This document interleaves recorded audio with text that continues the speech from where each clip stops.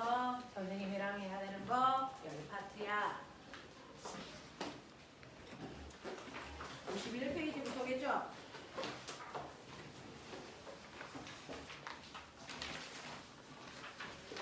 자, 52페이지부터네요. 52페이지에 있는 열 파트는 여러분들 중학교 2학년 때 막 배우고 왔던 내용들이라서 자, 그렇게 낯선 내용은 아닌데 여기에 이제 고등학교 내용까지를 접목시키면 여러분들이 해야 될 내용들이 조금 많습니다.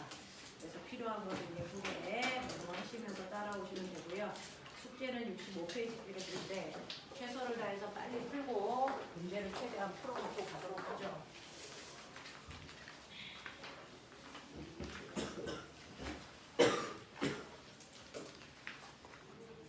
자, 우리가 해야 되는 열이라고 하는 거 사실은 선생님한테 처음 듣는 게 아니고 중학교 2학년 과정에서 우리가 열이라고 하는 걸 들었었는데 열의 원래 이름이 뭐예요? 라고 얘기하면 열의 원래 이름 열 에너지를 줄인 말이죠. 그래서 열 에너지를 줄여서 우리가 열이라고 했던 거예요. 그래서 고등학교 때는 다시 열 에너지라고 얘기를 합니다. 자, 근데 이걸 중학교 2학년 때는 열 에너지를 뭐라고 했을까요? 다른 용어로 불렀어요. 뭐라고 했을까요? 중학교 2학년 때는 열을 좀 더 물어볼게. 칠판은 이렇게 만졌어. 아, 차가워! 어떤 물체를 만지면 아, 뜨거워! 라고 하는 어떤 물체를 딱 이렇게 만졌을 때 우리가 차고 뜨거운 정도를 표현하는 거 이거 열입니까? 그건 온도죠. 그래서 여러분들이 열이라고 했던 거 중학교 2학년 때 뭐라고 했냐면 열량이라고 불렀던 그 아이가 열입니다. 우리가 열량이라고 해서 계산도 했어요. Q는 시안타. 이게 바로 열이라는 아이의 정체입니다. 그래서 열이라고 하는 걸 온도라고 구분하자. 온도라고 하는 건 어떤 물체의 차고 뜨거운 정도를 표현한 건 온도야. 얼마나 차, 얼마나 뜨거워, 이거 차고 뜨거운 정도를 표현한 건 온도지 열이 아니라고요. 그래서 근데 차라고 선생님은 얘기하지만 어떤 애는 칠판 만지면 시원해 라고 표현할 수도 있죠. 그래서 똑같은 차가운 정도인데 그걸 언어로 표현하면 두 개가 같다는 게 잘 보여지지 않아. 그래서 이걸 객관적으로 표현하기 위해서 숫자로 나타낸 걸 우리가 온도 표현이라고 하겠죠. 자, 우리 전 지구적으로 사용하고 있는 온도 체계는 몇 가지가 있을까요? 세 가지가 있어요. 그래서 전 지구에서 사용하는 온도 표현은 세 가지가 있는데 그 중에서 우리나라 사람들이 쓰는 온도 체계는 섭씨 온도라는 걸 여러분들은 쓰고 계신 거고요. 섭씨 온도는 과학에서 기호 스몰 t로 표현하고요. 단위는 도시 쓰겠죠. 자, 미국 놈들이 쓰는 온도 체계 뭐 있을까요? 그렇죠. 미국 사람들이 쓰는 건 화씨 온도라는 거 쓰고 있고요. 화씨 온도는 F로 표현하고 단위는 도F 이렇게 돼요. 자, 그 다음에 과학에서 쓰는 온도 체계가 있는 거 아세요? 과학에서 쓰는 온도 체계가 뭘까요? 절대 온도입니다. 절대 온도는 라지 T로 씁니다. 앞으로 모든 온도 계산은 물화센지 다 절대 온도로 합니다. 그래서 절대 온도 라지 T고 단위가 뭐지? 켈빈이라고 읽어요. 그래서 이런 온도 체계를 전 지구적으로 우리가 사용하고 있는데 그렇다면 이 온도라는 건 원래 있었던 건 아니야. 만들어서 쓰고 있는 거잖아. 그래서 사실은 섭씨라고 하는 건 셀시우스라는 사람이 만들었는데 그 셀시우스를 중국 놈들이 한자로 쓰니까 섭이라는 글자가 나왔대. 그래서 섭이라는 섭씨를 가지고 있는 사람이 만든 온도 체계야. 이게 중국 애들이 만든 거야. 그래서 얘도 중국어로 바꾸니까 화라는 성씨를 가지고 있는 사람이 만든 온도야. 그래서 화씨 온도야. 정말 그래. 그래서 이 사람들이 만든 체계인데요. 이 섭씨 온도와 화씨 온도를 만든 기준이 똑같습니다. 바로 물의 상태 변화를 기준으로 만들었어요. 물의 상태 변화를 기준으로 만들어서 물을 놓고 막 끓여. 그랬더니 이 정도 뜨거운 온도에서 물이 팔팔 끓기 시작해. 그걸 우리가 물에 끓는 점 이렇게 배웠네요. 그걸 섭씨라는 사람은 그 끓는 순간의 뜨거운 정도를 100이라는 숫자로 표현한 거죠. 그래서 물은 100도에서 끓는 게 아니고 물이 끓는 온도를 100이라고 잡은 것뿐이야. 그래서 화씨에서는 이거를 212도의 표로 잡습니다. 자, 거꾸로 물의 온도를 막 낮추니까 이 정도의 차가운 온도에서 물이 얼기 시작했어. 그걸 우리는 물의 어문점이라고 중학교 2학년 때 배웠어요. 그걸 섭씨라는 사람은 0도라는 온도로 표현을 했고요. 화씨에서는 이걸 32라는 숫자로 표현했어요. 이거예요. 똑같은 차고 뜨거운 정도를 표현하는 숫자가 달라. 그러면 물이 얼기 시작해서 끓을 때까지의 간격을 몇 등분? 100등분으로 나눠 놓은 게 섭씨예요. 그러니까 이때 한 등분이 바로 섭씨 온도의 1도를 만들어내겠죠. 화씨는요. 이 사이를 180등분으로 짜는 거예요. 그래서 한 등분이 섭씨의 1도F가 되는 거죠. 그러니까 섭씨에서의 1도 간격과 화씨에서의 1도 간격이 다르다는 거예요. 그래서 훨씬 더 화씨에서의 1도 간격이 초밀하다. 훨씬 더 조밀한 1도F 간격을 가지고 있다라는 얘기입니다. 자, 그런가 하면 절대 온도는 뭐예요? 라고 얘기하는데 너네 기억나? 온도를 높이면 기체의 운동 속도가 뭐해지니? 활발해지면 입자와 입자 사이의 거리가 멀어져서 부피가 뭐해지니? 커집니다. 그렇죠? 그래서 뜨거워지면 운동이 활발하다는 얘기는 기체도 입자잖아요. 온도가 높을수록 기체는 운동 에너지가 증가해. 그러니까 온도가 곧 뭐야? 운동 에너지를 만들어내는 요인이야. 되겠어? 그러니까 몇 도일 때 운동 에너지 얼마나 가지고 있어? 라고 하는 절대 온도는 그 안에 있는 기체의 운동 에너지를 표현하는 온도체계예요. 온도체계예요. 그래서 운동 에너지를 표현하는 온도입니다. 선생님이 여러분들이 이제 조금 물투 정도 수준까지 온다면 자, 운동 에너지를 우리가 질량을 가지고 있는 입자는 운동 에너지를 2분의 1 mv 제곱으로 계산했잖아요. 좀 전에 배웠어요. 근데 기체 입자들은 걔네들의 질량을 재기도 어렵고 기체 입자 한 개 한 개의 속도가 사실은 다 다릅니다. 그래서 기체 운동 에너지 한 개의 운동 에너지를 어떻게 구하냐면 2분의 3 kt로 계산합니다. 자, k는요 볼츠만 상수란 상수야. 그러니까 2분의 3 k 여기까지가 다 상수라고. 그래서 그럼 무슨 말이야? 기체의 운동 에너지는 절대 온도와 뭐한다? 비례한다. 그래서 절대 온도는 기체의 운동 에너지를 온도로 표현한 값이야. 되겠어? 그래서 이 절대 온도는 기체의 운동 에너지를 표현하는 값이었다 라고 합니다. 그래서 어떤 애가 절대 온도로 표현하니까 10켈빈이야. 이때 있는 기체의 운동 에너지보다 20켈빈 속에 있는 기체의 운동 에너지가 몇 배 클까요? 정확하게 2배 커요. 그래서 절대 온도는 운동 에너지를 표현한 값이다 라고 하는 겁니다. 그러면 여러분들이 알고 있는 것처럼 되죠? 중학교 1학년 때 우리 뭐 배웠었냐면요. 기체는 좀 특이해. 기체는 좀 특이해서요. 고체나 액체는 고체는요. 그래서 모양, 부피 중에 뭐가 바뀌어? 아무것도 안 바뀌어. 그게 고체야. 액체는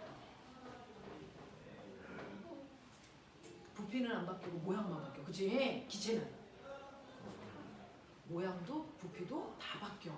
그렇다면 거꾸로 얘기하면 부피가 바뀌는 건 유일하게 누구만? 기체만이야. 기억나니? 그러면 기체의 부피를 변화시키는 원인은 뭘까요? 기억나요?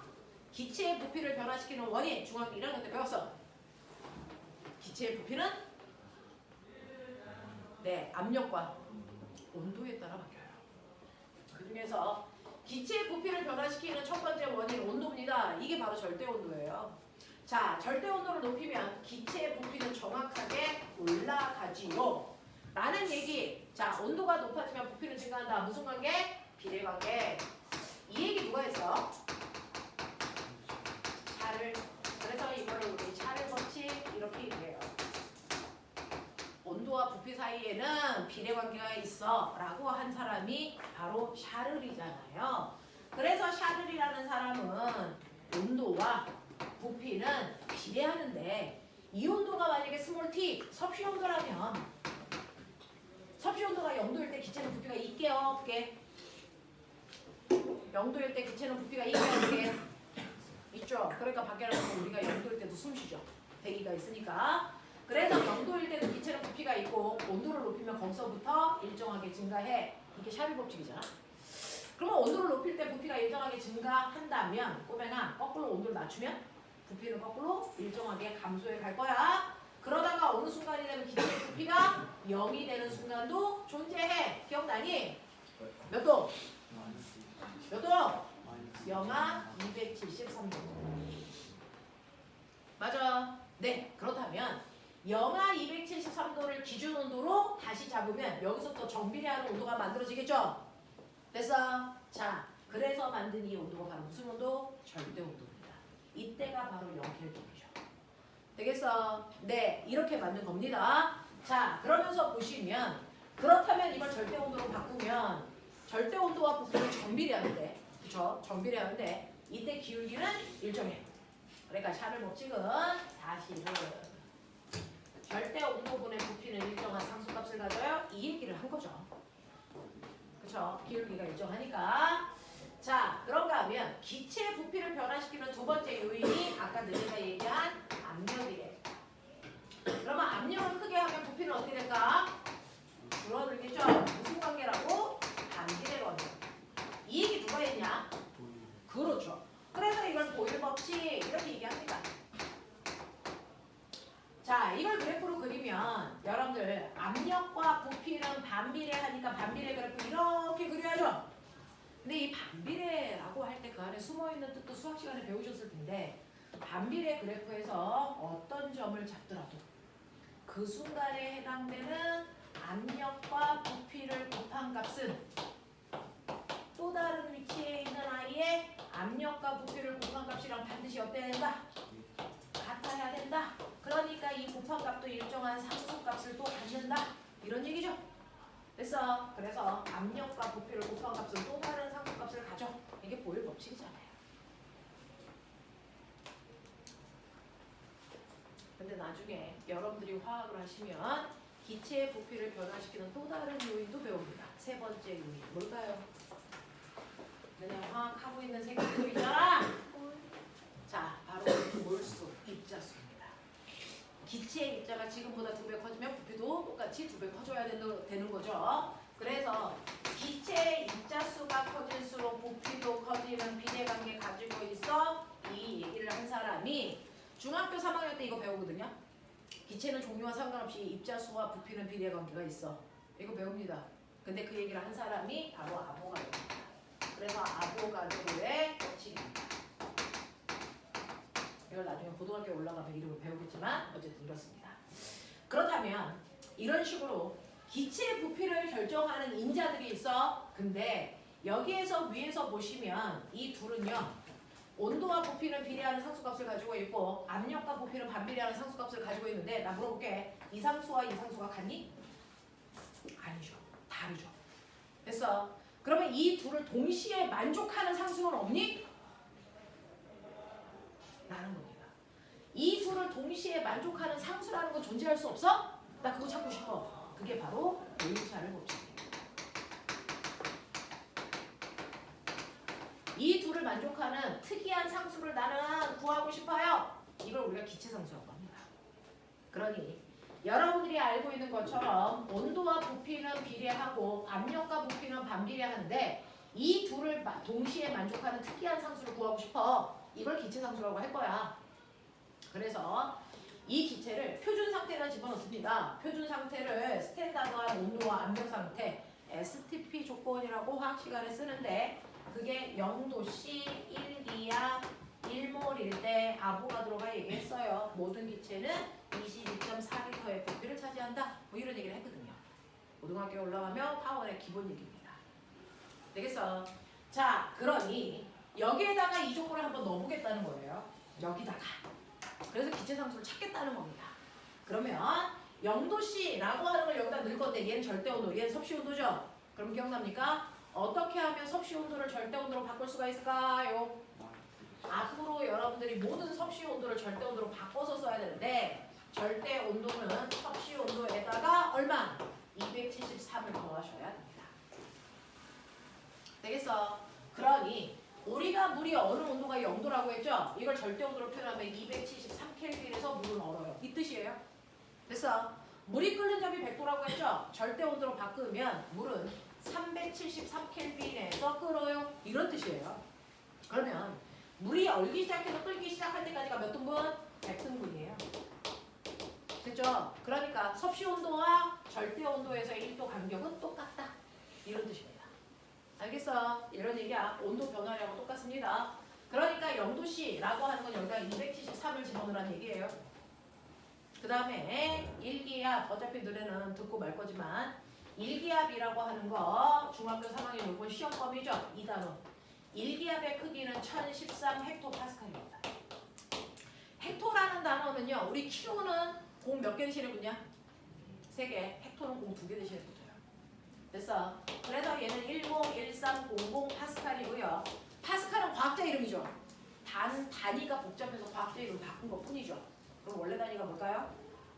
압력은 단위 면적 딱 누르는 힘이기 때문에 뉴턴 퍼 제곱미터 단위 면적 딱 누르는 힘입니다. 알겠습니까? 네. 그래서 우리는 모든 물리 계산을 표준 단위 MKS 단위로 계산하니까 이렇게 바꿔서 여기다가 압력 대신에 넣는 거예요. 됐어. 그 다음에 부피요. 그냥 얘기해 주는 거야. 내가 묻는데 꼬맹아. 이 부피도 표준 단위로 바꿔야죠. 그러면 물리에서 쓰는 표준 단위, 길이 단위는 미터니까 부피 단위의 표준 단위도 세제곱미터로 써야 됩니다. 그러면 1리터는 몇 세제곱미터냐? 그냥 그게 궁금했던 거지. 1세제곱미터는 몇 리터일까요? 참고로 1은 아닌 걸로 하자. 그러면 힌트. 1리터는 1000ml. 1000ml는 1000세제곱센티미터. 네? 진짜. 네? 1세제곱미터는 10의 6승 세제곱센티미터. 납득? 그러니까 1세제곱미터는 1000m입니다. 이놈의 새끼들 초사 때 배웠는데 이 썩을 놈의 새끼들이 그렇다고요. 됐어. 그러니까 22.4리터는요. 사실은 22.4 곱하기 10의 마이너스 3승 세제곱미터로 넣어야 된다고요. 됐어. 이런 식으로 거기에 맞는 단위로 집어넣으면 이때 이 특이한 기체 상수라는 값이 0.08이라는 숫자가 나옵니다. 되겠어? 자, 그러면 이건 1몰이래요. 기체가 하나 있을 때. 그러면 2몰이면 부피가 2배 커지니까 상수값도 2배 커져야죠. 3몰이면 부피가 3배 커지니까 상수값도 3배 커져. n몰이면 부피가 n배 커지니까 상수값도 n배 커지셔야 됩니다. 라는 거야. 되겠어? 네, 기체 입자수만큼 기체 상수값이 커집니다. 자, 그래서 이걸 통해서 우리는 이 특이한 방정식 하나를 얻었습니다. 자, 근데 분수로 쓰기 귀찮으니까 여기에 있는 이 t를 넘기시면 우리는 PV는 nRT라고 하는 기체 방정식을 얻을 수 있어요. 그래서 네, 우리는 이걸 연력학할 때 얘를 쓰려고 제가 유도해 드린 겁니다.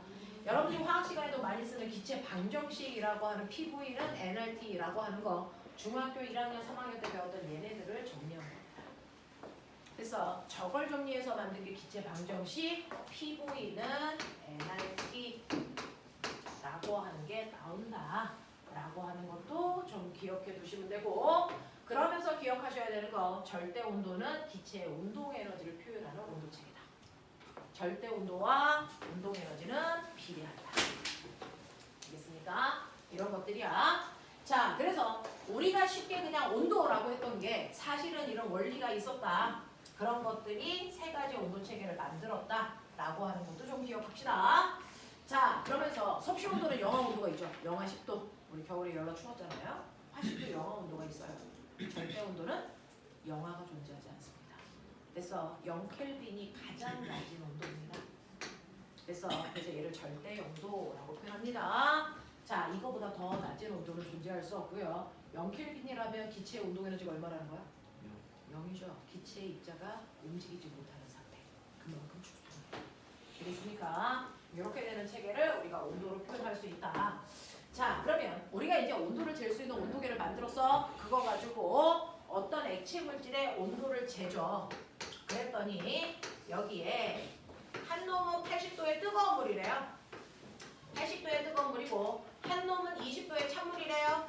자, 얘네들을 접촉시키면 어떤 일이 중학교 2학년 때 배웠습니다. 어떤 일이 발생합니까? 열이 이동하죠. 어디에서 어디로? 네, 거꾸로 가는 경우는 절대 존재할 수 없죠. 그래서 이렇게 온도가 다른 두 물질을 접촉하면 그 안에서 열의 이동이 발생합니다. 열이 이동하는 방향은 일방통행이에요. 반드시 고온의 물질에서 저온의 물질 쪽으로 열이 이동하죠. 언제까지? 언제까지? 그쵸. 그걸 무슨 상태라고 합니까? 그렇죠. 열평형이 될 때까지 열은 반드시 이동합니다. 라고 하는 열의 이동이 발생해요. 자, 이걸 그래프로 그려보면 한 놈은 80도의 뜨거운 물, 한 놈은 20도의 차가운 물 두 개를 접촉시키면 고온에 있던 열이 저온으로 이동하기 때문에 고온의 물체의 온도는 낮아지고요. 저온의 물체의 온도는 높아지다. 둘의 온도가 같아지는 순간부터 열의 이동은 어떻게 될까요? 어떻게 될까요? 없습니다. 열평형이 되고부터는 열은 이동하지 않습니다. 열은 온도차가 있는 물질 안에서만 이동합니다. 그래서 온도가 같아지는 그 순간부터를 우리가 열평형 상태가 됐다라고 하고요. 열은 항상 열평형이 될 때까지 고온에서 저온으로 이동합니다. 그러면 여러분들이 알고 있는 그럼 열평형이 될 때까지 열이 이동했어. 얼마만큼? 이동한 총 열의 양을 뭐라 그럽니까? 뭐라 그럽니까? 이동한 열의 양을 뭐라 그럽니까? 바보들아, 중학교 2학년 거 배우고 여기 온 거 아니야? 열량. 그걸 뭐라 그런다고? 열에너지라고 한다고. 그러니까 여러분들이 알아두셔야 되는 열이라고 하는 열에너지가 뭡니까? 라고 하면 고온의 물체에서 저온의 물체 쪽으로 스스로 이동한 에너지예요. 이겁니다. 고온의 물체에서 저온의 물체 쪽으로 스스로 이동한 에너지를 우리는 열에너지라고 한다. 알겠어? 네. 그러면 열에너지가 이동을 했을 때 열평형이 될 때까지 이동한 총 열의 양. 됐어. 그걸 중학교 2학년 때 열량이라고 했고 열에너지라고 합니다. 그러면 열평형이 될 때까지 이동한 총 열의 양이 얼마입니까? 뜨거운 물은 200g 있었고 찬물은 100g 있었어요. 여러분들이 기억나요? 열량 구하는 식 어떻게 구했어요? 그게 바로 열에너지 구하는 식입니다. Q는 뭐죠? 네, 시멘트. 됐어? 라고 외우셨죠? 자, 그래서 열에너지인 열량은요. 알려줘. C가 뭐야? 와, 이 새끼들 다 그냥 C가 뭐야? 비열. 그래서 비열 곱하기 M 질량 곱하기 델타 T 온도 변화래. 그럼 나 하나 물어볼게. 고온의 물질에서 저온의 물질 쪽으로 스스로 이동한 에너지를 열에너지 또는 열량이라고 할 건데, 자, 내가 궁금한 게 있어. 고온의 물질이 준 열이 맞냐? 저온의 물질이 얻은 열이 맞냐? 같아야죠. 주고받은 거. 되겠습니까? 그래서 이러한 열량을 구할 때 고온의 물체가 잃은 열량이 저온의 물체가 얻은 열량이랑 같다. 저온의 물체가 얻은 열량이랑 같다. 이렇게 놓고 우리가 열량 계산하거나 열평형이 되는 온도를 계산했습니다. 그 중에서 비열은 물의 비열이 얼마예요? 1이잖아요. 뜨거운 물이든 차가운 물이든 물의 비열은 1이야 라고 했으니 고온의 물체의 물의 비열 1 곱하기 질량은 200 곱하기 열평형이 되는 순간 온도 변화는요. 높은 온도에서 열평형 온도를 빼시면 온도 변화량이 나오겠죠. 저온의 물체도 물이니까 비열은 1이고요. 질량은 100g이고요. 온도 변화는 무조건 온도는 높은 온도에서 낮은 온도를 빼셔야 됩니다. 온수값이 생기지 않게. 되겠어? 그래서 쓸데없는 숫자 날리시고 계산하시면 160-2t는 t-20 그러면 3t는 180 열평형이 되는 온도는 60도야 라고 하는 열평이 되는 온도도 계산할 수 있고요. 요즘 중학교에서 되게 난림으로 해서 열평형 온도 구하는 것도 잘 안 하는 학교도 있더라고요. 자, 그럼 이 열평형이 60도에서 이동을 했다니 60도에서 열평이 됐다는 얘기는 이동한 열의 양은 얼마야? 라고 한다면 여기다가 이렇게 집어넣어 보시면 그냥 뜨거운 물이 잃은 열량이 여러분들이 보시는 4,000입니다. 단위가 뭘까요? 단위가 뭘까요? 지금 열량 구하셨잖아요. 열량 단위 뭡니까? 열량 단위 뭡니까? 네, 열량 단위는 칼로리 또는 킬로칼로리죠. 맞아. 네, 그럼 지금 내가 구한 건 4,000 칼로리일까요? 킬로칼로리일까요? 칼로리인지 어떻게 알았어요? 어떻게 알아야 돼요? 어떻게 판단해야 돼요? 바로 질량 단위입니다. 질량 단위가 그램이면 열량 단위는 칼로리고요. 질량 단위가 킬로그램이면 열량 단위는 킬로칼로리입니다. 그래서 이때 뜨거운 물이 4,000만큼의 열을 잃었기 때문에 찬물도 집어넣으시면 4,000만큼이 얻었다 이렇게 나옵니다. 되겠어? 자, 그러면 이런 식으로 뜨거운 물과 차가운 물에서 이동한 열의 양도 우리가 계산할 수 있고 열평의 온도도 계산해서 그 값이 4,000칼로리, 다시 말해서 4kcal야. 자, 근데 보면은 우리는 앞으로 열량이 아니고 고등학교 때는 열 에너지 단위는 뭐니? 에너지 단위 뭐니? 줄로 바꿔야죠. 4kcal가 몇 줄일까요?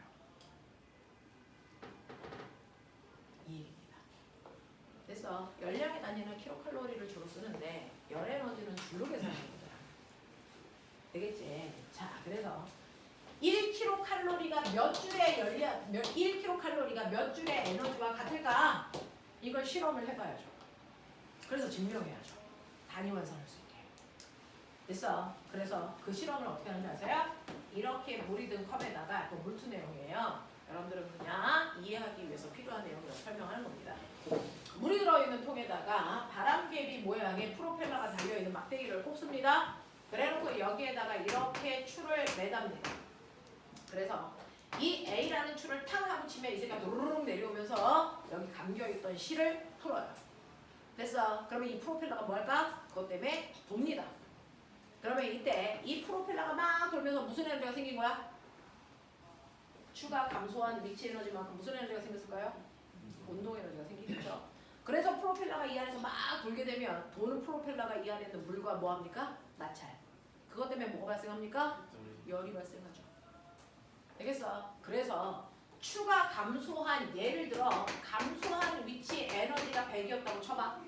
100줄만큼의 위치 에너지를 감소했는데 이때 물의 온도가 올라가면서 물이 받은 열량이 얼마냐면 물이 받은 열량이 10kcal라고 쳐봐. 그렇다면 우리는 환산할 수 있게 되지. 1kcal가 얼마라고? 10줄이나. 됐어? 이 실험을 한 거야. 그래서 그 결과 1kcal가 몇 줄이랑 같은 줄 아세요? 4.2줄이랑 같습니다. 1kcal의 열량이 사실은 4.2줄의 에너지의 크기와 같습니다. 그러면 다시 말하면 4.2가 아니고 4,200. 4,200이랑 같고 1칼로리가 4.2줄이랑 같습니다. 그래서 이 실험을 한 사람이 누굴까요?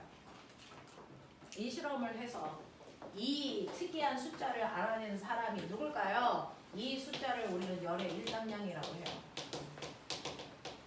이걸 알아낸 과학자가 줄입니다. 그래서 그 사람의 업적을 기리는 의미로 일과 에너지의 단위를 줄로 씁니다. 그래서 이 실험한 사람이 줄이에요. 그래서 이걸 줄의 실험 장치라고 얘기합니다. 그래서 1kcal는 4,200줄이야. 그래서 앞으로는 고등학교 올라가면 열 에너지 열량 계산 줄 단위로 합니다. 그래서 열량 계산을 줄 단위로 합니다. 라는 거 알고 계시면 돼요. 그래서 우리가 그동안 배웠던 이 열량이라고 하는 게 사실은 열 에너지고 열 에너지를 Q를 C암탑으로 계산하되 단위는 줄로 바꿔서 그래서 계산을 하시면 되겠습니다. 자, 그러면 이런 식으로 열이 이동하잖아요. 이제 사고력 문제. 자, x축이 뭐예요? y축은 온도겠죠. x축은 뭐겠니? 시간. 그럼 꼬맹아 실제로요 같은 시간 간격으로 자른다고 쳐. 1분 1분 1분 1분 1분 같은 시간 간격으로 자랐다고 치자. 그러면 고온의 물체에서 저온의 물체로 열평이 될 때까지 열이 이동한다 그랬죠? 그럼 같은 시간 동안 이동한 열의 양은 어때야 되니? 어때야 되니? 같지 않아요. 맨 처음에요 1분 동안은 이 80도의 온도가 물의 온도가 이만큼 물의 온도가 낮아질 만큼의 열이 이동한 겁니다. 그렇죠? 열평형이 되기 직전을 보시면 요만큼의 물의 온도가 이만큼이 될 때까지 요거밖에 열이 이동하지 않습니다. 같지 않죠. 만약에 같은 시간 동안에 열이 이동했으면 꼬매가 온도 변화가 일정해야 되니까 그래프가 이렇게 그려졌어요. 이렇게야. 아니야. 이게 4년 전에 고대 구술 면접 문제였어요. 고대 입시 문제였어요. 정신 차리세요. 자, 그래서 같은 시간 동안에 이동한 열의 양은 같지 않습니다. 처음에는 열이 많이 이동했고 시간이 지날수록 이동하는 열의 양이 줄다가 그 다음부터 안 이동해. 이런 느낌이야. 그러면 열의 이동한 양을 결정하는 건 뭘까요? 처음에는 왜 많이 이동했어요? 왜 갈수록 열의 이동량은 줄어야 돼요? 그리고 왜 열평이 되면 열이 이동하지 않습니까? 같은 시간 동안의 열의 이동량을 결정하는 건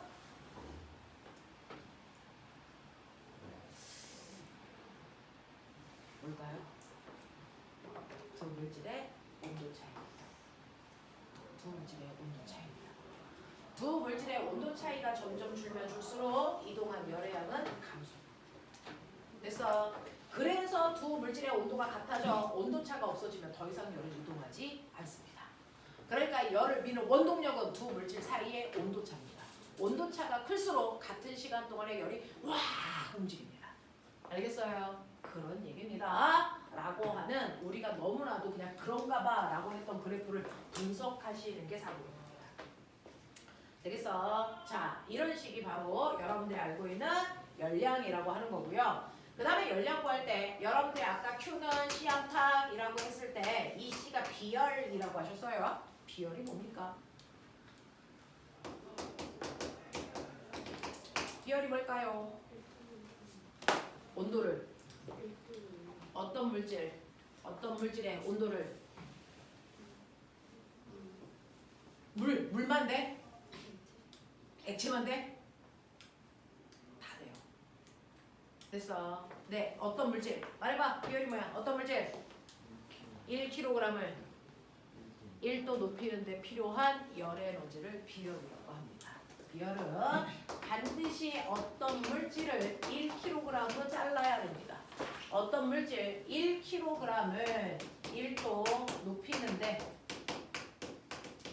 필요한 열의 에너지, 이걸 비열이라고 해요. 그래서 똑같이 1kg을 담을 거예요. 한쪽은 모래라는 고체를, 한쪽은 모래를 1kg 담습니다. 한쪽은 물을 1kg을 담습니다. 자, 내가 똑같은 열로 가열을 합니다. 100열 정도 틀어서 처음에는 온도가 둘 다 10도로 같았다고 하죠. 자, 시간이 지나면 온도가 올라가는 속도가 같을까 다를까? 달라요. 왜? 비율이 달라서 그래요. 됐어. 자, 맨 처음에는요, 내가 열을 처음에 10만큼 줬더니 모래는 10만큼의 열을 먹으니까 얘가 온도가 1도 올라가서 11도가 됐다고 치자. 됐어. 그러면 모래는요 1kg의 온도를 1도 높이는데 모래가 필요한 열량은 10이야. 이런 얘기야. 되겠냐? 근데 10kcal를 똑같이 줬는데 물은 그때도 온도가 꿈쩍도 안 해. 그래서 물의 온도가 1도 올라갈 때까지 계속 가열을 해봤어. 그랬더니 물은 100kcal를 먹어야 1도 올라간다고 칩니다. 그래서 네, 그렇다면 모래의 비열은 연준아 졸려면 일어서. 자, 모래의 비열은 얼마입니까? 모래의 비열은 10. 물의 비열은 얼마입니까? 100. 이런 거예요. 됐어? 그럼 꼬맹아, 이렇게 비열이 다른데 내가 얘네들한테 동시에 100이라는 열을 줬어. 100이라는 열을 확 줬어. 모래는 몇 도 올라갈까? 올라갈까? 1도. 이거죠. 그러니까 비열이 클수록 온도 변화는 작다. 이게요. 비열이 클수록 온도는 잘 안 바뀌어. 지구에 있는 물질들 중에서요. 비열이 큰 편에 속하는 게 누굽니까? 물입니다. 그래서 물은 한겨울이나 한여름이나 온도차가 별로 없어. 되겠어? 근데 모래는 온도차가 극심해. 이거죠. 그것 때문에 비열차이에서 나타나는 현상. 중학교 1학년 때 미친 듯이, 아니 중학교 2학년 때 미친 듯이 배웠고 중3 때도 배워요. 중3 2단원에서도 나오죠. 비열차에 의해서 나타나는 거 바로 해안가에서 기억나냐? 똑같이 해가 쨍쨍 내려졌을 때 한여름 때학볕에 모래는 온도가 50도까지 올라가서 맨발로 걸어 다닐 수가 없어요. 그렇죠? 근데 물의 온도는 25도예요. 와 씨. 그러면 시간이 지나면 이 위에 있는 공기도 50도로 열평형 되겠네. 응? 바다 위에 있는 공기는 25도로 열평형이 됐겠네. 똑같은 공기인데 여기는 더운 공기, 여긴 찬 공기. 그럼 나 물어볼게. 더운 공기가 무겁냐? 찬 공기가 무겁냐? 찬 공기가 무겁죠. 되겠어? 그러니까 무거운 찬 공기는 상대적으로 아래로 내려갑니다. 하강기류. 됐어? 뜨거운 더운 공기는 상대적으로 가벼우니까 위로 올라갑니다. 그러니까 처음에는 공기가 다 100개 똑같았는데 뜨거워지면서 여기 있는 공기가 자꾸 올라가. 여기 공기 20개밖에 안 남았어. 이 새끼 자꾸 무거우니까 밑으로 내려와. 여기 공기는 180개 됐어. 그럼 어떻게 되냐? 양이 다르죠. 자연계에서는 다른 거 싫어합니다. 같아지려고 합니다. 그럼 어떤 일이 발생합니까? 공기의 양이 많은 쪽에서 적은 쪽으로 공기가 수평으로 확 하고 가겠죠. 이걸 우리 뭐라고 부르고 있습니다. 이걸 바람이라고 부르죠. 그래서 이걸 바람이라고 부르죠. 이때 낮 동안에는요. 차가운 바닷가에서 육지 쪽으로 바람이 불어요. 이걸 무슨 풍이라고 합니까? 해풍이라고 합니다. 되겠어? 이렇게 해안가에서 낮 동안에는 해풍이 불고 밤에는 거꾸로 육풍이 부는 게 바로 무슨 차 때문이다? 비열차 때문에 나타나는 현상입니다. 여러분들 몸에 물이 몇 퍼센트 있을까요? 우리 몸에 물이 몇 퍼센트 있을까요? 70%나 되는 많은 양의 물. 그러니까 네 몸무게가 70kg이라고 쳐봐. 됐어? 100kg이라고 쳐봐. 그럼 네 몸에 70kg이 물의 무게야. 이런 얘기거든요. 우리 몸의 70%가 물로 되어 있대요. 그러면 왜 하나님은 우리 몸에 70%나 물을 집어넣었을까요? 맞아요. 체온 조절에 유리하라고. 됐어? 한겨울에도 온도가 빨리 안 떨어지고 한여름에도 온도가 빨리 안 올라가서 체온을 항상 일정하게 유지시켜주기 유리하기 때문에 생물들의 몸은 비열이 큰 물로 되어 있는 겁니다. 알겠어요? 이런 얘기를 하고 있죠. 자, 그래서 여러분들이 비열이라는 것도 기억을 하셨는데 비열은 물질마다 다 똑같을까 다 다를까? 그래서 물질의 특성입니다. 되겠니? 과거 면접을 볼 때요. 네가 알고 있는 물질의 특성을 다 얘기해봐. 그럼 얘기해봐. 우리가 알고 있는 물질의 특성. 밀도. 끓는 점. 어느 점? 용해도. 자, 그 다음에 겉보기 성질이라고 하면 인간의 오감으로 구분할 수 있는 거. 색, 냄새, 맛 그런 거 있죠. 그걸 싸는 거 겉보기 성질이라고 하고 지금 여러분들이 배우신 뭐가 있습니까? 비열. 그래서 네. 그리고 여러분들이 이제 나중에 배우는 비저항, 전기, 전도도 이런 것들이 다 물질마다 다 다른 값이에요. 물질을 구분하는 특성입니다. 알겠어? 자, 그 중에서 대표적으로 비열은 물질마다 다 다른 값을 가지고 있기 때문에 물질의 특성이다. 라는 것도 기억을 좀 해봐두세요. 그러면 내가 이러한 열을 가합니다. 그럼 열은 고온의 물체에서 저온의 물체 쪽으로 이동한다 그랬죠? 열을 이동시키는 방법. 열이 이동하는 방법에는 뭐가 있었지? 중학교 2학년 때 배우고 왔는데 이 썩을 놈의 새끼들이 열 이동 방법에는 몇 가지가 있었지? 세 가지. 맞습니다. 열 이동 방법에는 세 가지가 있어. 불러. 그렇죠. 전도, 대류, 복사. 이게 열을 이동시키는 방법이라고 여러분들 배워오셨는데 그 중에서 전도는 주로 어떤 상태에서 어떤 상태? 고체. 주로 고체 물질에서 열이 이동하는 방법이고요. 대류는요. 액체랑 기체에서 주로 열이 이동하는 방법이고요. 복사는 죽여버려. 복사는요. 어떤 어떤 물질에서 열도 받지 않고 열이 직접 이동하는 형태예요. 라고 배우셨을 텐데 그래서 그 중에서 전도는요. 알코올 램프가 있다고 치자. 고뱅아. 거기에다가 내가 이렇게 철사를 집어넣고 한쪽을 가열할 거야. 반대편을 손으로 잡고 있어. 여기가 뜨거워질까 안 뜨거워질까? 뜨거워지죠. 열이 이동해 왔다는 겁니다. 무슨 방법으로? 전도가 뭘까요? 실제로 이 철사는요. 엄청나게 많은 입자들, 원자들로 구성되어 있어요. 그래서 내가 가열을 하면 열을 직접 받는 이 A라는 입자가 뜨거워지면 운동이 뭐해질까요? 활발, 고체로. 됐어. 자, 고체는 움직일 수는 없지만 그 자리에서 진동하죠. 근데 진동하는 속도가 빨라져. 근데 그 옆에 온통 원자들로 둘러싸여 있죠. 그러니까 얘가 진동을 빨리 할수록 옆에 있는 애들이랑 뭐하니? 뚝뚝 충돌한다는 거야. 충돌하는 횟수가 뭐죠? 많아지고 점점 뭐죠? 세죠. 그러면서 그 충돌에 의해서 얘가 가지고 있는 열이 옆으로 뭐돼? 전달되는 거예요. 됐어. 옆으로 열을 전달받은 얘도 운동 속도가 뭐해질까? 빨라져. 그러면 충돌이 활발하지? 또 열이 옆으로 전달. 그래서 내 손에 있는 여기까지 열이 오면 아 뜨거워 이렇게 하는 거죠. 되겠어? 네. 그러면 열을 받은 입자가 직접 옆으로 갔니? 안 갔어요. 그래서 열을 받은 입자가 직접 이동하는 건 아니고요. 충돌에 의해서 열을 전달해주는 형태를 우리가 전도라고 한대요. 근데 지금 나는 철을 통해서 열을 전달받았어. 근데 철 말고 여기에 유리 놓자. 유리. 똑같은 길이로 똑같은 곳을 잡고 있어. 열이 전달되는 속도가 다를까 같을까? 그래서 열 전도율도 물질의 특성입니다. 열을 전달하는 속도, 열 전도율도 물질의 특성인데 누가 더 열을 빨리 전달하고 있는지는 잡고 있다가 아 뜨거워 이렇게 하면 좀 안 되잖아요. 그래서 우리는 여기에 똑같은 등간격으로 촌농을 떨어뜨립니다. 촌농을 떨어뜨려 거기다가 이쑤시개를 이렇게 세워서 붙여놓습니다. 그래놓고 열이 전달되면 촌농이 뭐하니? 높겠죠? 그래서 이쑤시개가 떨어지겠죠? 그걸 통해서 열이 전달하는 속도를 비교할 수 있다. 되겠습니까? 이런 얘기예요. 이게 전도입니다. 대류는요. 액체나 기체 상태에서 열이 이동하는 방법이라고 했어요. 이렇게 물이 있어.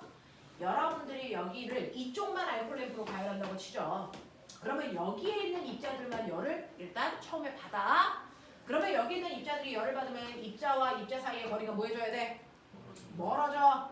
그러니까 입자 4개는 똑같이 있지만 입자와 입자 사이의 거리가 멀어져. 멀어진다는 얘기는 부피가 뭐 한다는 얘기니? 부피가 커지는데 입자 수는 그대로니까 질량은 어때? 일정하죠? 그러면 결국 뭐가? 부피분의 질량이 뭐냐 이 새끼들? 밀도가 멀어진다는 얘기. 그래서 열받은 물은요 입자와 입자 사이의 거리가 멀어지기 때문에 밀도가 뭐해져? 작아져. 가벼워진다는 얘기잖아. 그러니까 뜨거운 물은 가벼워지니까 뭐 한다고요? 가벼우니까 열을 받고 위로 올라가. 알겠어? 이 얘기야.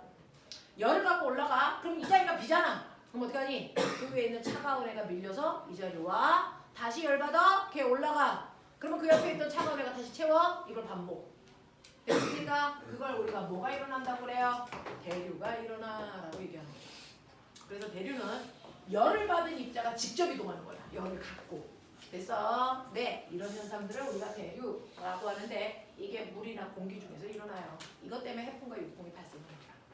되겠어? 자, 근데 태양에서 그 엄청난 열은 지구에 어떻게 올까요? 어떻게 올까요?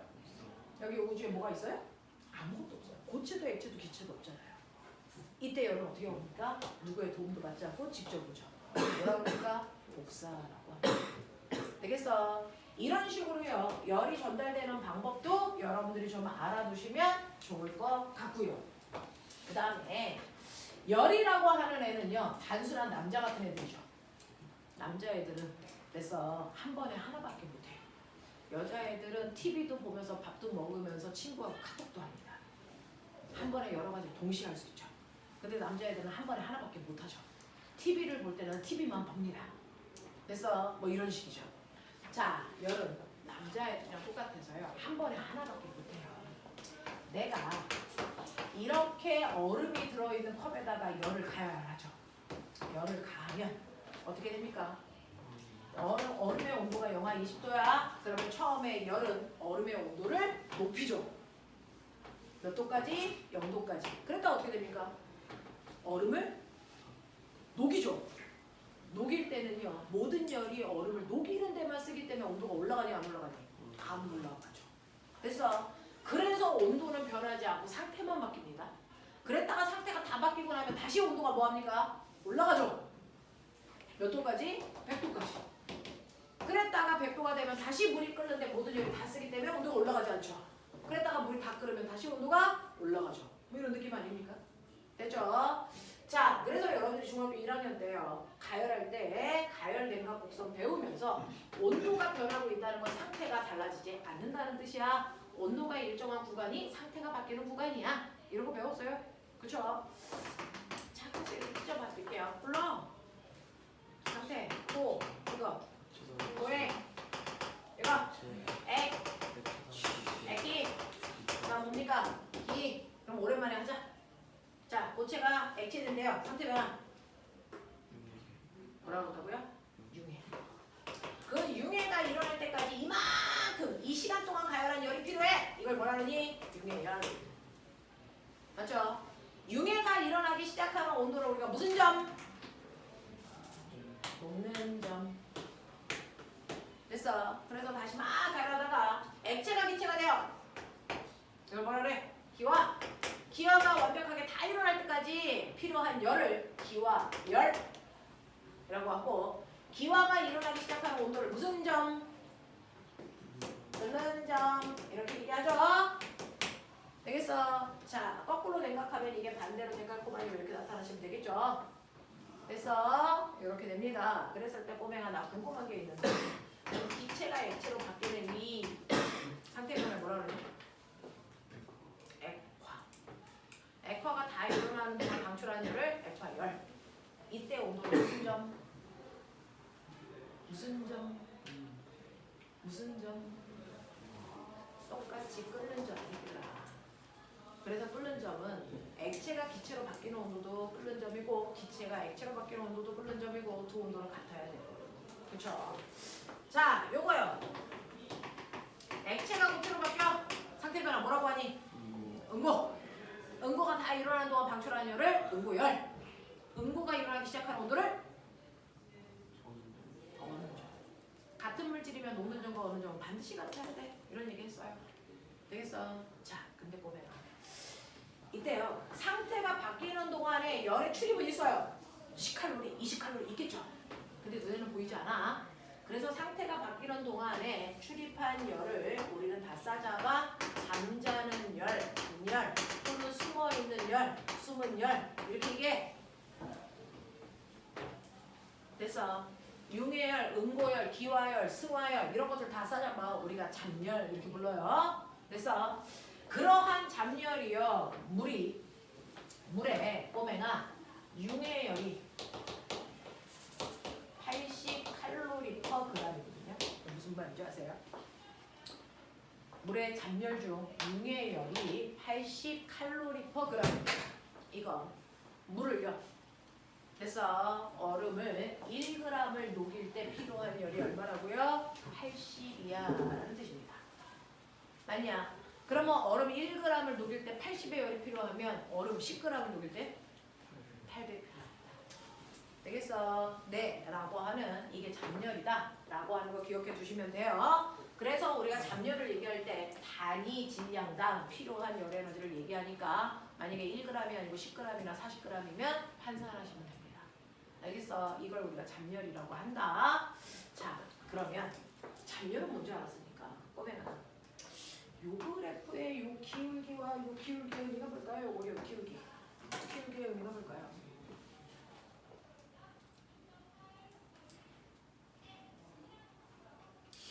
기울기의 의미가 뭘까?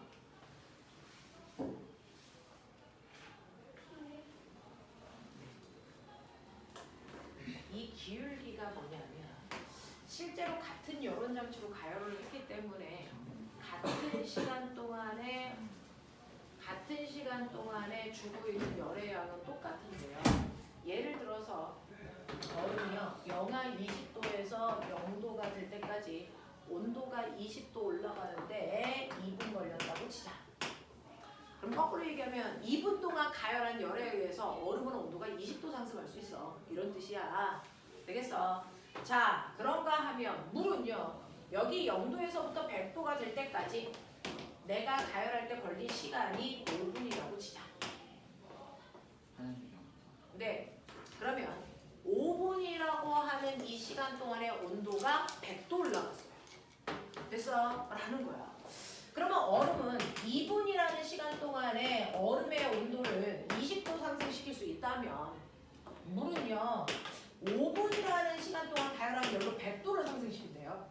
거꾸로 얘기할까요? 얘는 1분 동안 가열한 열에 의해서 10도 바뀌어. 얘는 1분 동안의 가열한 열에 의해서 20도 온도가 올라갔어. 이런 뜻이야. 근데 같은 시간 동안에 가열한 열의 양은 똑같잖아요. 그러니까 여기서 1분이라는 걸 만약에 10칼로리라고 한다면 10칼로리의 열을 줬더니 10도 올라가네. 10칼로리의 열을 줬더니 20도 올라가네. 이거 아닙니까? 됐어. 근데 그래서 이게 바로 뭘 얘기한다? 비열입니다. 온도를 1도 높이는데 얼마만큼의 열이 필요해요? 얘는 1도 높이는데 1칼로리가 필요하네. 얘는 1도 높이는데 0.5칼로리가 필요하네. 이런 뜻 아닙니까? 그래서 이 그래프의 기울기가 바로 비열을 표현하는데 그러면 기울기가 급할수록 비열이 큰 거야 작은 거야? 작은 거죠. 됐죠? 온도가 빨리 바뀐다는 거니까. 그러니까 이 기울기는 비열의 역수입니다. 기울기가 완만할수록 비열이 크다는 얘기예요. 라는 얘기야. 비열의 역수야. 그럼 꼬맹아 얼음일 때, 물일 때, 수증기일 때 같은 H2O 물이잖아요. 상태만 다른 거잖아요. 비열이 같을까 다를까? 다 다릅니다. 비열은 상태에 따라 다른 값을 갖습니다. 물의 비열은 꼬맹아 1이지만 얼음의 비열은 0.5 이렇게밖에 안 돼요. 되겠어? 네. 같은 물질이라도 비열은 상태에 따라서 다른 값을 갖는다라고 하는 거 기억해 두시면 좋을 것 같습니다. 그래서 중학교 1학년 때 배웠던 그래프지만 그걸 고등학교 때는 이렇게 분석할 수 있다라고 하는 겁니다. 자, 그러면 지금까지는 여러분들이 중학교 때 배웠던 내용들을 간단하게 정리도 해드리고 거기서 필요한 얘기들도 다시 한번 리뷰해 봤어요. 그러면 이제 고등학교의 열파트로 가시면 되겠죠. 됐어? 자, 그러면 고등학교에서 보는 열의 입장은 어떤데요? 이런 얘기야. 자, 고등학교 때 보는 열은요, 열도요. 그래서 열 에너지거든요. 일할 수 있는 능력을 가지고 있어요. 그렇죠? 에너지니까. 아니, 이렇게 열도요, 에너지를 가지고 있기 때문에 물체를 운동시킬 수 있습니다. 그걸 우리가 열역학이라고 해요. 그래서 자, 그러면 이러한 열이 가지고 있는 열역학은 어떤 규칙성을 가지고 있을까? 열역학 법칙에 대해서 배워보자. 이런 얘기가 이제 고등학교 내용입니다.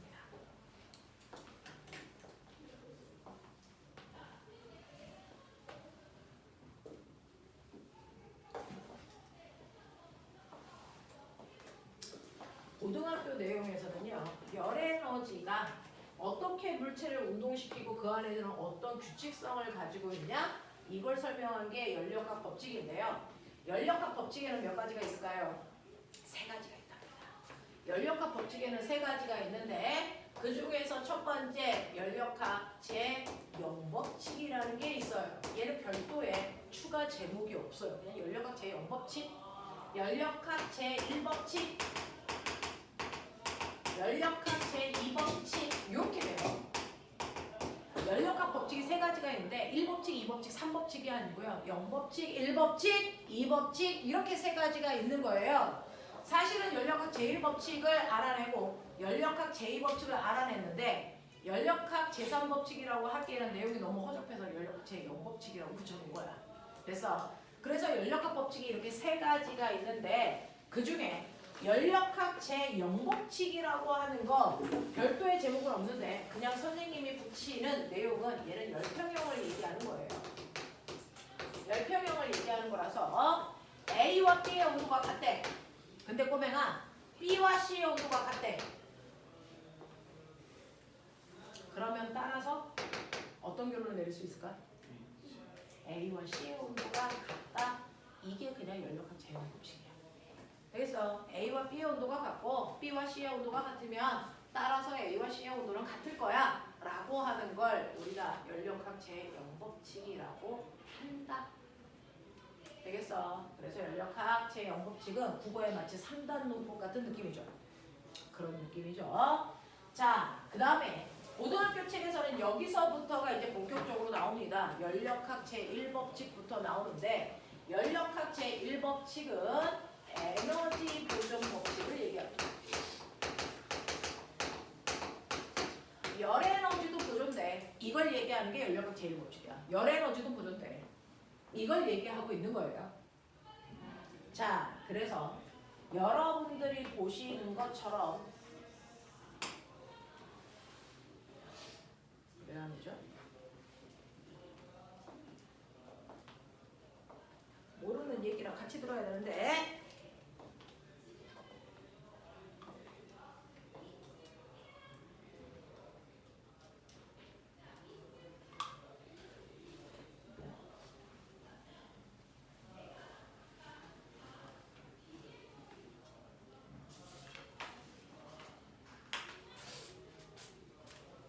오늘 연주는 왜 이렇게 좋지? 잠자는 숲속의 왕자인 줄.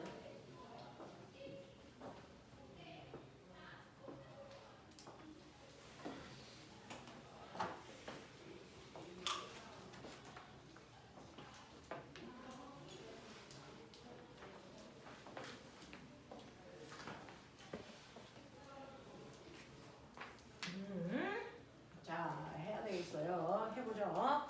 연력학 제1법칙을 선생님이 설명할 건데 이게 피스톤이에요. 앞에 막혀있는 피스톤 주사기예요. 여기다가 이렇게 기체를 넣고 뚜껑을 이렇게 닫아놓는 거예요. 여기에 기체 입자가 들어가 있어요. 기체 입자수를 세는 방법이 이제 몰수라고 하는 건데 그냥 기체 입자수가 있다. N개만큼 있다. 이런 거예요. 기체 입자가 N개만큼 들어있다고 치자. 됐어? 이런 느낌이야. 자, 이렇게 들어있는 이 피스톤을요, 내가 알콜 램프로 가열을 한다? 이런 상황이에요. 그러면 당연히 여기 뜨겁고 여기 차가우니까 뜨거운 쪽에서 차가운 쪽으로 열이 이동하겠죠? 이동한 열의 양을 뭐라 그런다고요? 열량, 열의 에너지. 됐어? 그래서 저는 이 피스톤에다가 열량을 가합니다 라고 하는 거야. 얼마만큼? 100만큼의 에너지를 줬다라고 치자. 100줄. 됐어? 자, 그러면 열을 받으면 기체가 열을 받으니까 이 기체는 점점 뭐 해줄까요? 뜨거워지겠죠. 뜨거워지면 뭐 할까요? 운동이 활발해지겠죠. 그러니까 기체가 가지고 있는 운동 에너지가 뭐 할까요? 증가. 그러니까 열 에너지가 무슨 에너지로? 기체의 운동 에너지로 뭐 되고 있는 거야? 정말. 무슨 말인지 알겠어? 네. 그래서 이렇게 열을 받은 아이 기체들은요, 자기의 운동 에너지를 증가시키는데 열의 일부를 씁니다. 기체가 가지고 있는 모든 에너지를 그냥 통칭해서 우리 U라고 쓰고 이걸 내부 에너지라고 부르지만 사실은 이게 기체의 운동 에너지예요. 그러니까 실제로 내가 열을 주면 그 중에 일부는 기체의 운동 에너지를 증가시키는 데 씁니다. 자, 예를 들어서 한 60만큼 기체의 운동 에너지 증가시키는 데 썼다고 치자. 썼다고 치자. 자, 그러면 60만큼 기체의 운동 에너지 증가시키는 데 썼어?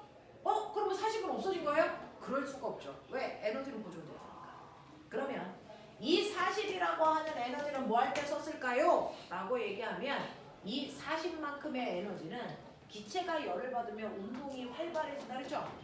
운동이 활발해지는 아이가요, 거리도 멀어지면서 점점 세게 자주 피스톤에 와서 뭐 하겠니? 부딪혀. 되겠어? 그러면 점점 세게 자주 와서 부딪히면 그 기체가 작용하는 압력에 의해서 피스톤 뚜껑이 뭐 하겠니? 밀려나와요. 맞아요. 그럼 피스톤 뚜껑이 이만큼 밀려나갔다고 쳐봐.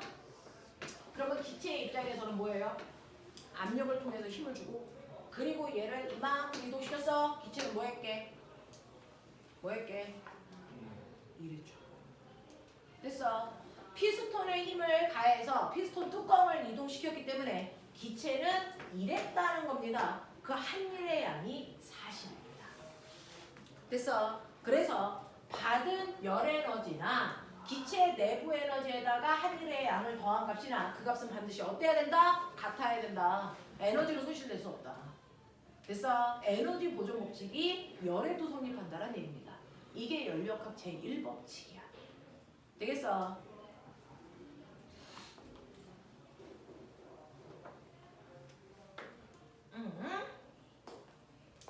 해. 남자보다 좀 열어버려야지.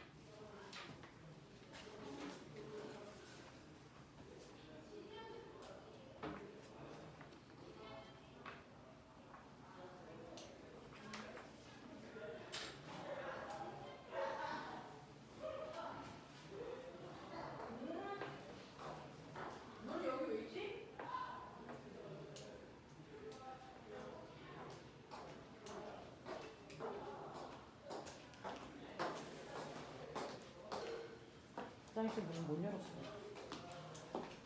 자, 영상을 보고 해야 되겠네요. 자, 100줄의 에너지를 주면 그 중에서 일부는 기체의 운동 에너지를 활발하게 하는데 쓰고요. 운동이 활발해진 기체는 피스톤 뚜껑을 미는 일을 합니다. 이 두 개의 에너지를 합한 값은 반드시 출입한 열의 양과 같아야 됩니다. 됐어. 근데 이 내부 에너지가요. 플러스 60일 수도 있고 마이너스 60일 수도 있고 이게 0일 수도 있습니다. 내가 한번 물어볼게요. 1과 에너지는 스칼라니 벡터니? 저번 주에 얘기했는데 1과 에너지는 스칼라야 벡터야? 스칼라야. 방향이 없죠. 그러니까 뿔마가 방향을 나타내는 게 아닙니다. 어떤 뜻을 얘기하는 겁니다. 그러면 그 중에서 플러스 60이라는 내부 에너지가 플러스 됐어요. 이거 무슨 뜻일까? 이거 운동 에너지가 증가했어요. 다시 말해봐. 무슨 뜻이야? 뜨거워졌어요. 이 뜻입니다. 됐어. 내부 에너지가 플러스가 됐다는 건 운동 에너지가 활발해졌다는 뜻으로 됐어. 여러분들이 머릿속에 기억해야 되는 거 내부 에너지가 플러스라는 얘기는 온도가 높아졌어요. 뜨거워졌어요. 이 뜻입니다. 됐어. 그러면 내부 에너지가 마이너스라는 건 기체의 온도가 낮아졌어요. 운동이 둔해졌어요. 이런 뜻이에요. 그러면 내부 에너지가 0이라는 건 무슨 뜻일까요? 기체의 온도 변화가 없어요 라는 뜻입니다. 되겠어? 네. 자, 한일도요. 플러스 60인 게 있고 아니 플러스 40인 게 있고 마이너스 40일 수도 있고 0일 수도 있대요. 한일이 플러스라는 뜻은 뭘까요? 기체의 운동이 활발해져서 피스톤 뚜껑을 밀고 나갔어. 다시 말해서 기체가 들어있는 통의 부피가 뭐였다는 얘기입니까? 증가. 되겠어? 이걸로 판단하시면 돼요.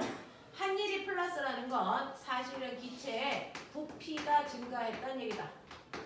그게 이렇다는 뜻이야. 됐어? 그러면 한일이 마이너스라는 건 기체의 부피가 뭐했다는 얘기입니까? 감소했다는 얘기입니다. 됐어? 한일이 0이라는 건 뭘까요? 부피 변화가 없다는 겁니다. 부피가 일정하다는 얘기입니다. 알겠어? 이렇게 해석하는 게 맞아요. 자, 그 다음에 흡수한 열의 양이 플러스 100, 마이너스 100 또는 0일 수 있죠. 열량이 플러스라는 건 뭘 얘기할까요? 열을 외부로부터 100만큼 뭐 했다? 흡수했어요. 이 뜻이에요. 마이너스 100이라는 건 열을 밖으로 오히려 거꾸로 기체가 밖으로 열을 버렸어요. 열을 방출했다는 얘기고요. 출입한 열의 양이 0이라는 건 지금 열의 출입이 없는 무슨 상태야? 단열된 상태야. 이런 뜻입니다. 알겠어? 알겠어? 이런 얘기입니다. 괜찮아. 이 열 파트를 아이들이 되게 어려워합니다. 이렇게 열을 숫자로 계산해 본 적이 없어서 그래요. 네. 자, 그러면 이러한 과정에서 얘네들이 그러면 이 값이 플러스야 마이너스야 얼마야 이걸 계산하고 싶은 거야. 연력학이라는 거. 되겠어? 그래서 이 값을 계산하기 위해서요. 카르노라는 과학자가요. 카르노 순환기관을 이용해서 열에 출입한 양들을 보는 방법들을 보여드렸어요. 자, 여기가 압력이다. 여기가 부피다. 자, 그랬을 때 이렇게 합니다.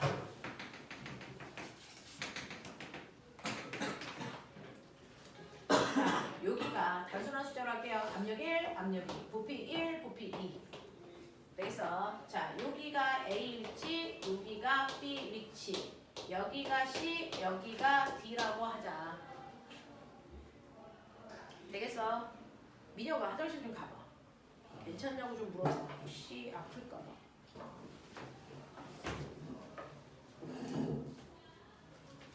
혹시 그 아이 나이 어떻게 되죠? 아이의 이름?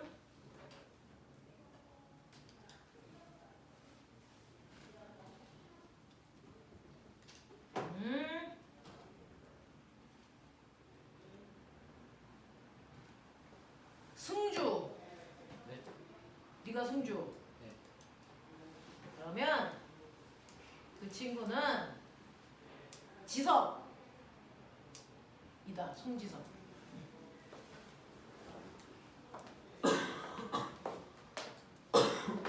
혹시 아픈 걸까봐 다른 건 괜찮은데 아프면 안 되잖아.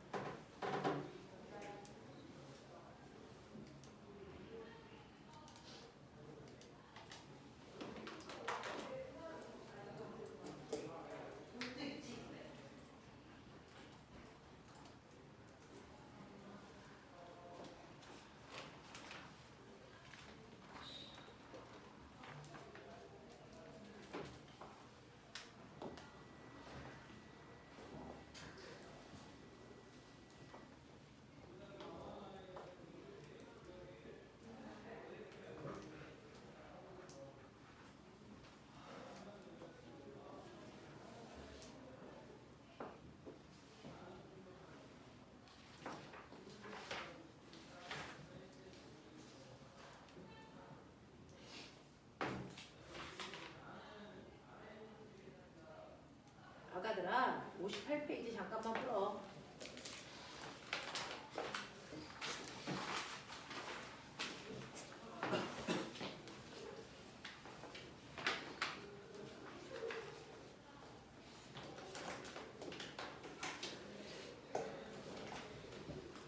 괜찮아?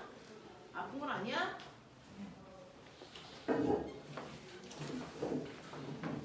자, 그러면 A에서 B로 가고 B에서 C로 가고 C에서 D로 갔다가 다시 돌아오는 과정을 설명한 게 카르노라는 과학자가 설명한 거라서 카르노 순환기관이라고 얘기해.